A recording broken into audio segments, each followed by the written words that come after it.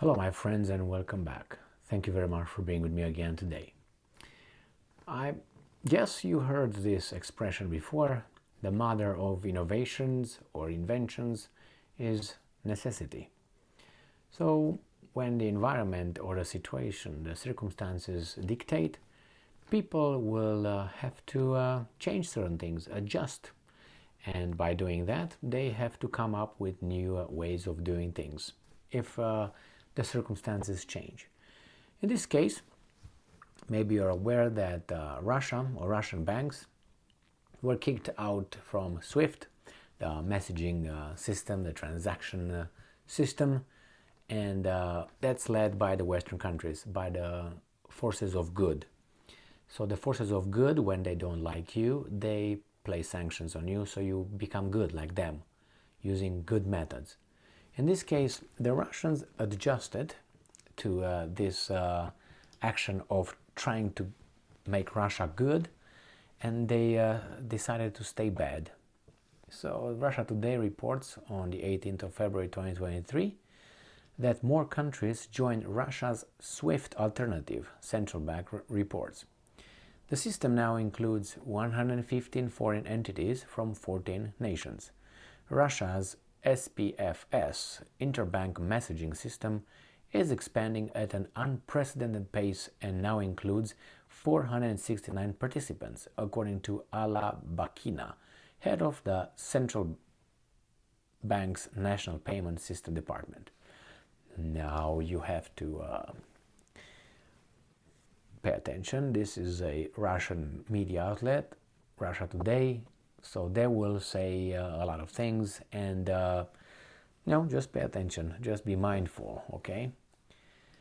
And I'm quoting, "Over the past year, we have connected as many members as for the entire period of the system's operation."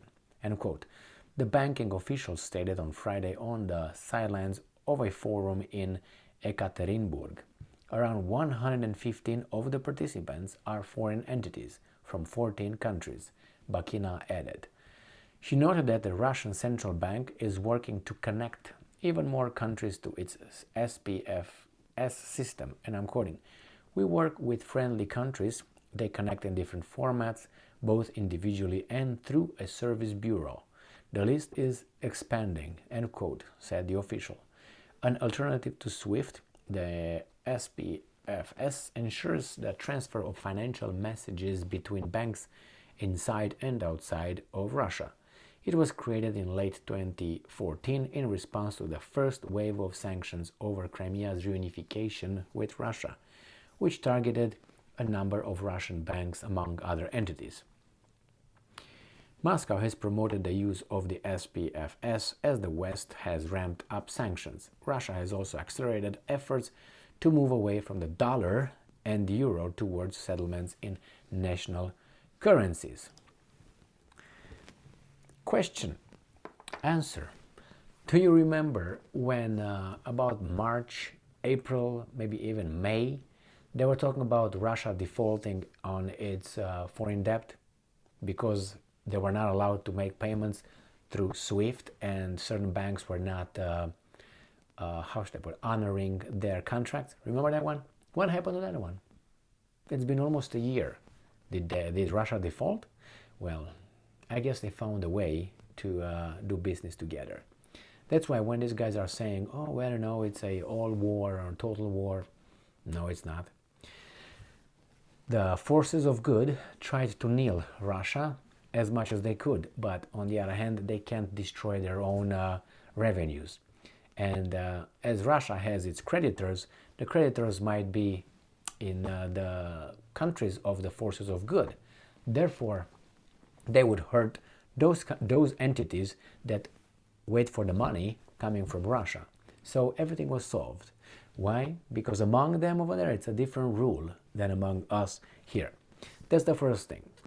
These guys, the forces of good, they thought that imposing sanctions on Russia and kicking the Russian banks out of SWIFT messaging system, they would destroy the Russian economy and connections and the banking transactions.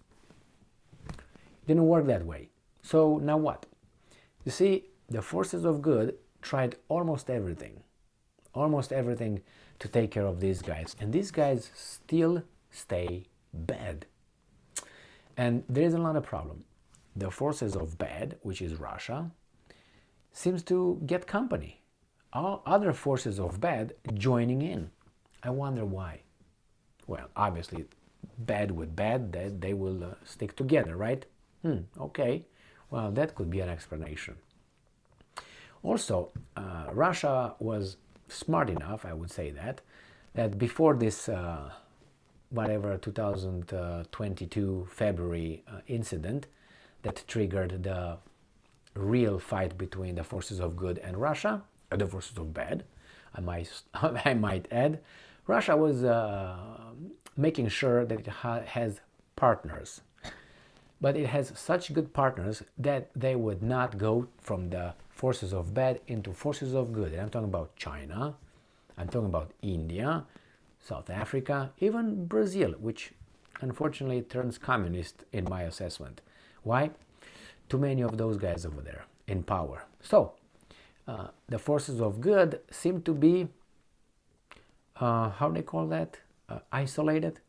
Because if you remember, these guys tried to isolate Russia. But there's a big whole world over there that Russia is tapping into. And it seems like it has enough connections and countries that do not have a bad memory of Soviet Union or Russia. But they do have a bad memory regarding the forces of good.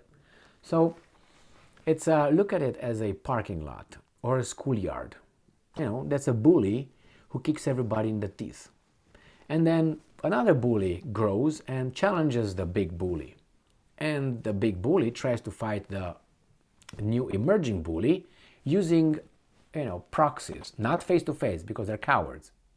They don't want to get bruised. That's the only reason why the forces of good did not directly attack Russia, because they don't want to get hit. They don't want to get hurt. So why not use other idiots, useful idiots, and have them get bruised? And they get bruised, both of them. The problem is, everybody knows that the forces of good are behind this, and Russia, the forces of bad, is still surviving. Is not collapsing economically, is not collapsing militarily, is not blowing up politically, so it's still there. So the other people in the schoolyard or in the parking lot, they see this and they look and say, so the forces of good are not that strong because they can't kneel the forces of bad. Since the forces of good did so much good to me, I think I will join these guys because I know how those guys already behaved and they were too good to me. I'm going to go and try these guys who didn't really do anything good to me. So I'm going to join them. So that's one of the reasons why a lot of countries are joining Russia and not the, the forces of good. So the de-dollarization has already begun. It's been very timid. And those guys who tried are not with us anymore because they were leaders of countries of 4 million people. The other one was a leader of a country of 20 million people. Well, now you have a country of 145 million people with nuclear weapons. And you got another one with what, 1.5 billion with nuclear weapons and challenges the forces of good economically. And you have India, right? Another country with almost 1.5 billion people, right? Again, nuclear power. And all these guys get together and that the forces of good cannot kick them in the teeth as they kicked the 4 million people country, the 20 million people country, and I don't know Afghanistan, how many people it has, but I don't really care. I'm pretty sure it's not the size of Russia, China, or India. So we got a little problem. The big forces of good, they do not have the power, if you know what I mean, to make these guys do what they want to do.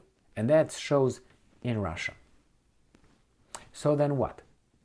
What's going to happen? We're going to have two different coalitions, the forces of good and the forces of the rebels. And the forces of the rebels did not collapse. That's the whole thing. They did not collapse. They do business together. Saudi Arabia walks in, wants to join the BRICS organization.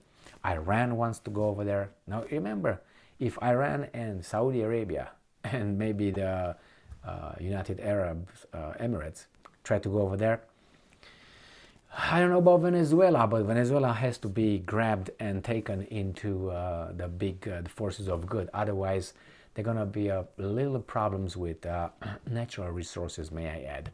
Unless they start, start farting and blowing for the clean, renewable energy. Or I don't know what they're going to do. So, good luck with that. And here we have a developing, I think it's already formed club that unfortunately is a reaction to the forces of good. But the forces of good continue to think that they are the forces of good. And that's their big mistake.